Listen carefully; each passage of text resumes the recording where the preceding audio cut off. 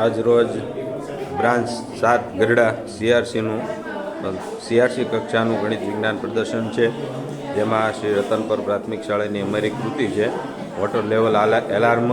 ત્યારબાદ ગરડાની બ્રાન્ચ શાળા નંબર 7 છે, એમની કૃતિ છે આત્મનિર્ભર ભારત અંતર્ગત ગ્રીન એનર્જી સ્માર્ટ વિલેજ બનાવેલું છે. જોઈ શકો છો આખું ગામડું છે એ સ્માર્ટ બનાવ્યું છે, બાળકોએ ખૂબ સરસ કામ કરેલું છે. ત્યારબાદ હોળાયા પ્રાથમિક શાળા છે.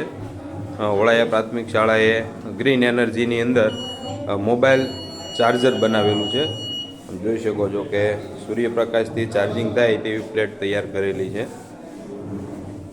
સીઆરસી કક્ષાએ સરસ મજાનું મોડેલ છે, સોલાર મોબાઈલ ચાર્જર બનાવ્યું છે, એટલે કે વીજળી વગર સોલારથી ચાર્જિંગ કરી શકાય છે. ત્યારબાદ રતનવાવ પ્રાથમિક શાળા છે, જેમને વિભાગ 4ની અંદર એક મેથેમેટિકલ મોડેલિંગ બનાવેલું છે.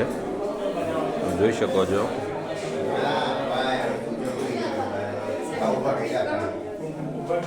ત્યારબાદ શ્રી હરિપર પ્રાથમિક શાળા છે, એમણે વિભાગ 1માં ટકાઉ ખેતીનું મોડેલ બનાવેલું છે. કૃતિનું નામ છે અક્વાફોનિક ખેતી. બાળકોએ ખૂબ સરસ મોડેલ અહીંયા તૈયાર કર્યું છે. જોઈ શકો છો ફાર્મિંગનું ખૂબ સરસ મહેનત કરેલી છે. ત્યારબાદ છે બ્રાન્ચ શાળા નંબર 2 ગરડા, જેની કૃતિ વિભાગ છે વિકસતી નવીન ટેકનોલોજી.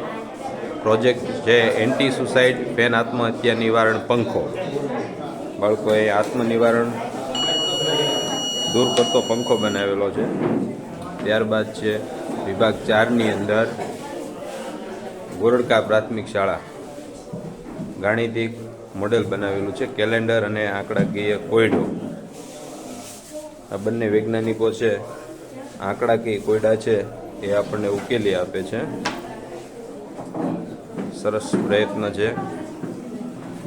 ત્યારબાદ વિભાગ 4ની અંદર બ્રાન્ચ શાળા નંબર 6 ગરડા, એમણે મેજિક ઓફ કેલેન્ડરનો જાદુ બનાવેલો છે. એ જોઈ શકો આપણે કૃતિનું સરસ વર્ણન છે. આ બાળકોએ કેલેન્ડરમાં એક મેજિક બનાવેલું છે, બંને બાળકોએ. ત્યારબાદ છે વિભાગ 2માં કચરાનું વ્યવસ્થાપન અને પ્લાસ્ટિકના વિકલ્પો. બ્રાન્ચ શાળા નંબર 6 2 મોડેલ લઈને આવેલા છે.